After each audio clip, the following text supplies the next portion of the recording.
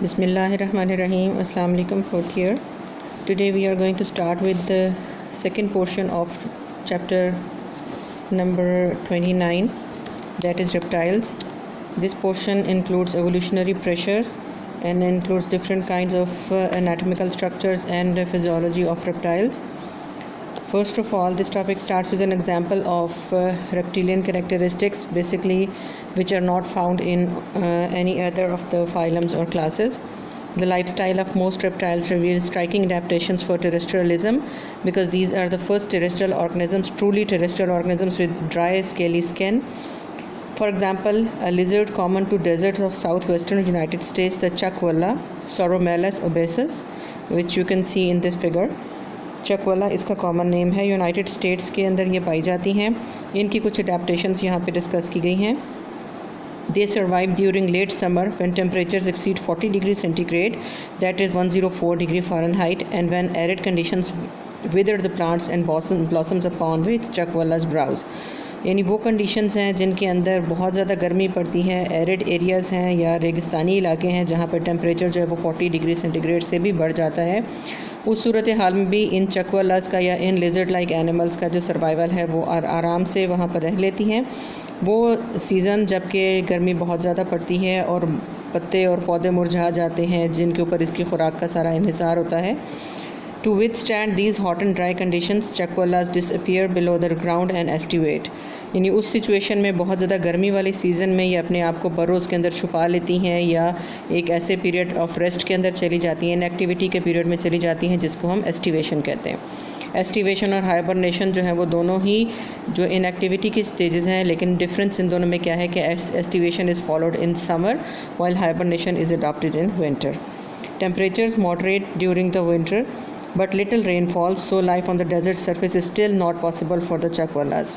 अगरचे सर्दियाँ आ भी जाती हैं, टेम्परेचर्स नॉर्मल भी हो जाते हैं, लेकिन रेनफॉल कम होती है और डेजर्ट एरियाज़ हैं, इस वजह से चकवालाज के लिए वो भी सीज़न जो है वो इतना फेवरेबल नहीं होता। उस सिचुएशन में भी अपने आप को एक्सपोज नहीं करते हैं। The summer sleep therefore merges into a winter sleep. यानी उस सूरत हाल में जब सर्दियाँ आ जाती हैं तब भी ये एक्सपोज नहीं करते, बाहर नहीं निकलते, बल्कि उनकी वही इनएक्टिविटी की स्टेज जो है वो पहले एस्टिवेशन थी, अब वो हाइबरनेशन में या विंटर स्लीप में चेंज हो जाती है। The chuckwallas does not emerge until March when rain falls and the desert explores with greenery and flowers। उसके बाद जब सीज़न चेंज होता है, अगेन स्प्रिंग सीज़न आता है जब बारिशें होती हैं और उसके बाद वेजिटेशन ज़्यादा हो जाती है उन इलाकों में, तो उस वक्त ये चकवालाज या ये जो सौरोमेलस के ऑर्गेनिजम्स हैं ये बाहर एक्सपोज करते हैं अपने आप को और उस वक्त ब्राउजिंग करते हैं या फूड जो है वो वहाँ से हासिल करते हैं। The चकवाला browses and drinks, storing water in large reservoirs under its skin। चकवालाज are not easy prey। यानी इसमें यह है कि अगर तो इसको कोई ख़तरा लाहक हो जाए, कोई प्रेडेटर इसके पीछे पड़ जाए, तो भी इसको पकड़ना बहुत आसान नहीं होता। If threatened a chuckwalla takes refuge in the nearest rock crevice. जल्दी से ये भागकर किसी भी चट्टान की ओट में या वहाँ पर जाकर ये अपने आप को चिपका लेता है टाइटली रॉक्स के साथ। There it inflates its lungs with air, increasing its girth and wedging itself against the rock walls of its refuge। जहाँ पे भी ये भाग कर जाता है रॉक के साथ अपने आप को टाइटली एंकर कर लेता है। Friction of its body scales against the rocks makes the chuckwalla nearly impossible to dislodge. उसके बाद इसकी बॉडी के ऊपर बहुत सैंड पेपर जैसे या खुरदरे से स्केल्स होते हैं, उनको उसी चट्टान के साथ रगड़ कर उनके साथ फिक्स कर लेता है और इस तरह से उसको छुड़ाना या उसको डिसलॉज करना इम्पॉसिबल हो जाता है तकरीबन। The adaptations that chuckwallas display are not exceptional for reptiles. यानी ये एक छोटी सी एग्जांपल है चकवालाज की हैबिटेट्स के हवाले से या उनके लाइफस्टाइल के हवाले से या उनकी ऑफेंसिव डिफेंसिव जो मैकेनिज़म्स हैं उनके हवाले से, और ये सारी की सारी अडेप्टेशंस तकरीबन सारे रेप्टाइल्स के अंदर भी मौजूद होती हैं। This section discusses some of these adaptations that make the life apart from an abundant water supply possible. क्योंकि ये पहली क्लास है वर्टिब्रेट्स की जो कि पानी के बगैर गुजारा करने वाली है, टेरेस्ट्रियल या एरिड कंडीशंस के अंदर सर्वाइवल इनका जो है वो मैक्सिमम दिखाया गया है। सो इनके अंदर ऐसी अडेप्टेशंस को अब हम पढ़ेंगे जो कि इनके सर्वाइवल को मैक्सिमम बना देती हैं टेरेस्ट्रियल लाइफ में। Now first of all we'll go with the external structures and locomotions. सबसे पहले हम इनकी स्किन के फीचर्स को देखेंगे और इनकी जो एक्सटर्नल अडेप्टेशंस हैं, यानी इनके लिम्स की फॉर्मेशन और लिम्स की सिचुएशन, इनकी बॉडी पे पोजीशन कैसी है, जिस तरीके से ये मूव करते हैं, ये जिस तरह से इनकी बॉडी प्रोटेक्टेड है with modifications of their skin.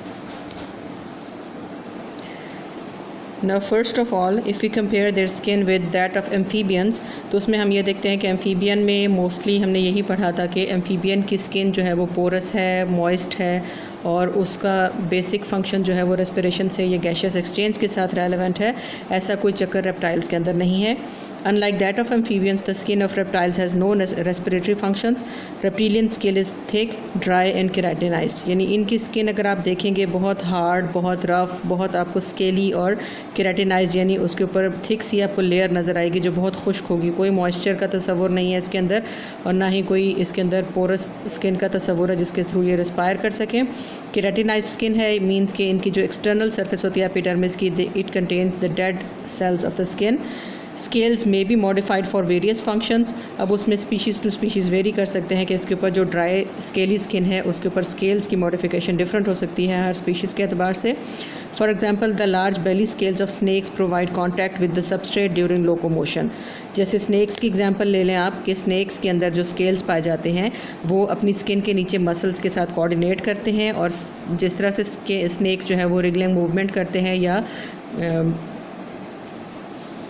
Motion उनकी होती है, अंडुलेटरी मूवमेंट्स होती हैं, तो उसमें इन स्केल्स का बड़ा रोल होता है। वो अपने इन स्केल्स की मदद से अपने मसल्स के साथ कांटेक्ट करते हैं और कोऑर्डिनेटेड मूवमेंट्स उनके साथ शो करते हैं। Although reptilian skin is much less glandular than that of the amphibians, यानी अगरचे इनके अंदर उस तरह के बहुत सारे जो है सिक्रीशंस या हार्मोन्स या उस तरह की नहीं होती हैं मुख्तलिफ़ किस्म के molecules. Secretions include pheromones that function in sex recognition and defence. Basically इनके अंदर अगर स्किन के अंदर कुछ हो भी मौजूद सिक्रीशंस के हवाले से तो सिर्फ फिरोमोन्स रिलीज़ कर सकते हैं जो कि सेक्स रिकग्निशन में या रिप्रोडक्टिव बिहेवियर शो करने के लिए मौजूद होते हैं। All reptiles periodically shed their outer epidermal layers of the skin in the process called ecdysis. बिल्कुल स्नैक्स की एग्जांपल आप अपने जहन में ले आएँ। लिजर्ड्स भी ऐसा करती हैं। मोस्टली रेप्टाइल्स के अंदर ये होता है कि जो उनकी डेड स्किन होती है या ओल्डर स्किन होती है उसको शेडिंग करते हैं, उसको उतार देते हैं, जैसे सांप का केंचली उतारना आपने सुना हुआ होगा। तो उसमें यह है कि पीरियडिकली जैसे जैसे ये जुवेनाइल से एडल्ट की स्टेजेस में जाते हैं, यानी छोटे साइज़ से बड़े साइज़ में वो उनकी ग्रोथ होती है, तो उस वक्त उनको अपनी आउटर जो केराटिनाइज सरफेस होती है उसको उतारना पड़ता है ताकि बॉडी ग्रो कर सके और उसका साइज़ बड़ा हो सके। इसी तरह एडल्ट्स के अंदर भी वो स्टेजेस होती हैं, लेकिन एडल्ट्स के मुकाबले में जुवेनाइल स्टेजेस में ज़्यादा तेज़ होता है ये प्रोसेस ecdysis का, एडल्ट्स में बहुत स्लो है।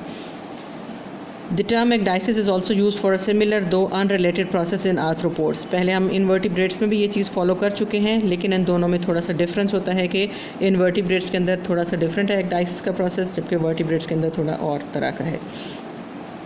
Because the blood supply to the skin does not extend into the epidermis, the outer epidermal cells lose contact with the blood supply and die. अब इसमें ये होता है कि जो आउटर सरफेस है स्किन की, जैसे पहले मैंने आपको बताया कि दैट इज़ केराटिनाइज्ड, यानी वहाँ पर ब्लड वेसल्स की सप्लाई नहीं होती है, ब्लड नहीं पहुँचता उनको, ना तो नरिश